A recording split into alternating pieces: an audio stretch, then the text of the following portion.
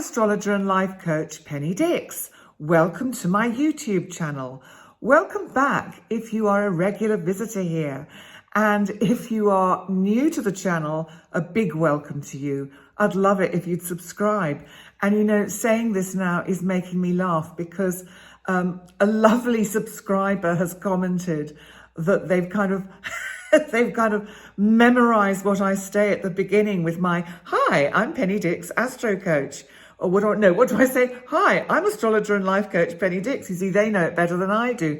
And it's just making me laugh now every time I say it because they said they kind of copy it and go around in the day saying every now and then, "Hi, I'm astrologer and life coach Penny Dix." So I'm obviously going to be known for something, and it appears to be that. But anyway, today, February the 14th, 2023, Valentine's Day, I am bringing you one of my short heads up videos to give you a little bit about the background to Valentine's Day, but also the astrological energies to see whether this is the day that we pop the question or just wait for the energy to settle down a bit.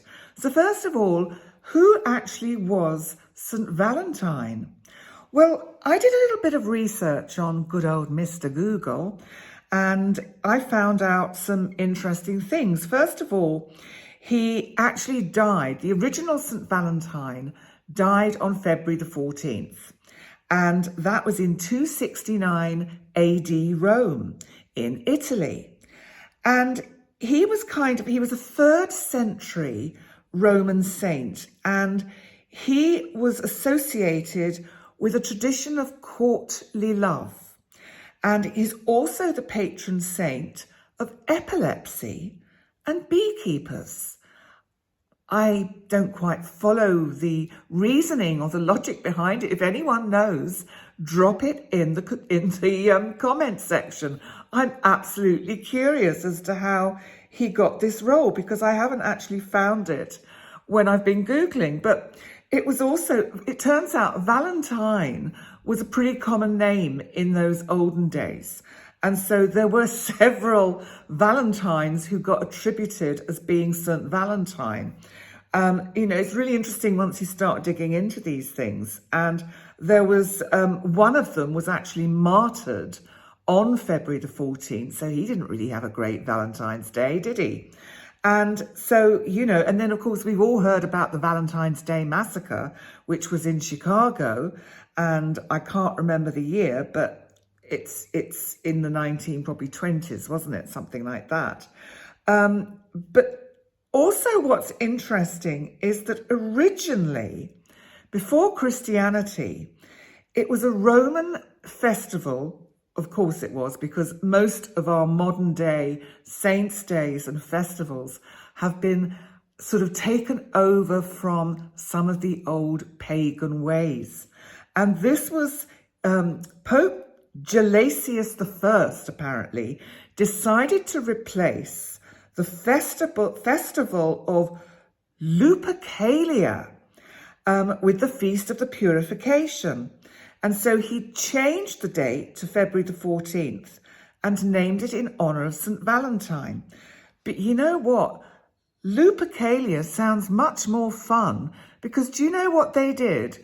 Well, it was all a bit racy, really, but it was all about kind of, slapping each other and running around naked and doing all sorts of interesting things. So I guess there is a kind of Cupid kind of metaphor for the energy of St. Valentine's Day. And of course, we now know it as a festival which is dedicated to lovers and to love. And I had a long chat with my colleague, conscious medium Brandon Russ, in our Whiskey and Bagels episode last week about Valentine's Day. And we were saying that it's a shame that it has been so taken over by the media and by marketing because it puts huge pressure on all the sexes to perform or produce something of some specialness for their beloved, whomever they may be. And we were just, referring to the fact that sometimes it's the simplest things that actually bring the most pleasure.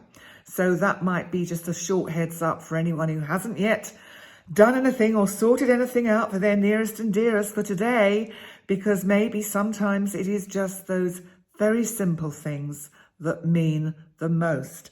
But what about the astrology for today? Because we have, in fact, tomorrow, ideal energy for Valentine's Day, when Venus is conjunct Neptune. But I'm going to do a separate heads up about that because it actually deserves some special attention.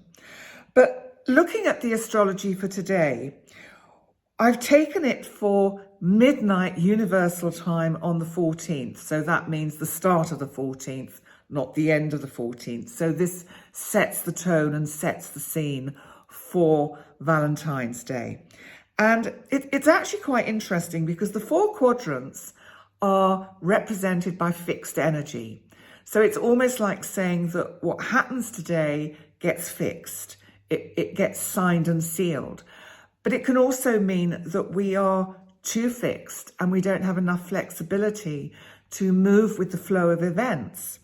The ascendant for Valentine's Day is Scorpio. And I think this is quite lovely because Scorpio is about hidden depths. So it may be that we find we are pleasantly surprised by, something that actually is rather deep and loving and kind of transformational for our feelings. Interestingly, Uranus, my big outer boy Uranus, our planet of the unexpected in Taurus, sits in the 7th house of this event chart. So there could be all sorts of unexpected kind of happenings in relationships with the energy of Valentine's Day. You will be on the receiving end of whatever it is, and you're going to have to find out for yourselves what that's about. But there is something destined about any decisions, I think, that get made today, because that North Node is still in Taurus and it's on the descendant of this chart. So it's telling us this is about our direction, our kind of soul purpose, our future in what gets decided today. There's also, as I said, we've got this Venus-Neptune conjunction, which I'm doing a separate heads up about, which will be out tomorrow on the 15th. But it is in a very good position in this chart because it's in the 5th house, which can be about romance. And, there could be some really lovely romantic ideals and dreams that do get fulfilled because they're both in Pisces. So this really is that lovely, dreamy energy that we all crave for, certainly at this time of year when things are so kind of in the northern hemisphere, excuse us, the southern hemisphere, but cold and dark, and we've had such awful things going on the planet. Interestingly, Saturn, our planet of restriction, of rules, of boundaries, is conjunct the Sun in Aquarius, which of course is about the community at large. But it's in the 4th house, and this makes me feel that this is more or less about that older couples might fare better today in the sense that they have the experience of their lives together to celebrate.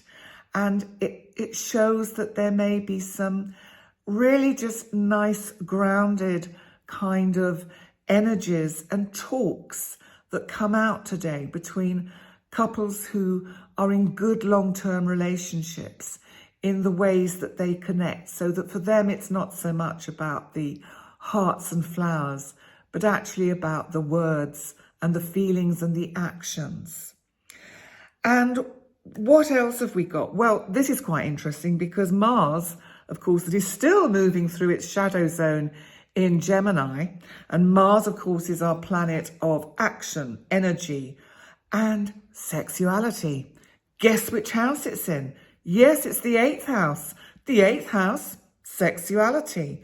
So the evening might be rounded up with some very nice cuddles, if you're in a situation where that can unfold. I'll have to be careful what I say. I don't want this to get taken off YouTube, but I think actually I'm being very tame with regard to what else gets put out on YouTube. So I don't think I need to worry too much. And I do feel that the moon is in Scorpio. And this is the last aspect that I'm going to look at today, because the moon in Scorpio, which we've had since the weekend, takes us down into those deep kind of emotional depths. And there's something about, maybe there is something with this energy today, because the moon is at the 29th degree of Scorpio, so it's moving towards Sagittarius. It feels like one is able today to dig deep and find those feelings that one wants to convey and hasn't perhaps yet been able to find the words or the courage to say how you really feel to someone. That is not confined to love relationships. That can be with good friends. When we show a friend, you know, I really do appreciate that you're there for me in my dark times, for example. It can be to our colleagues, to people we work with, showing them how you appreciate the work they do for you or the work you do together. So there are many ways to honour, if you like, the symbolism of Valentine's Day, which is primarily about love. And maybe it's a good thing that we do have one special day that celebrates love, because if there's one thing we certainly need in the planet at the moment, it's as much love as we can get. So on that note, I really wish you a lovely Valentine's, whatever you're doing, even if you're on your own. Sometimes the relationship with ourselves is one of the most important relationships we can have. So you can still have fun with you and maybe the cat or the dog or the goldfish. Anyway, I really do wish you a lovely day, and please like, comment and subscribe and share and all those wonderful things that a lot of you do. Thank you so much for all of that. And I will see you very soon, in fact tomorrow, with my next Heads Up. Oh, my watch answered. So someone's listening. Anyway, you're never alone with Siri. So thank you so much for joining me, and I look forward to seeing you again very soon. Bye for now.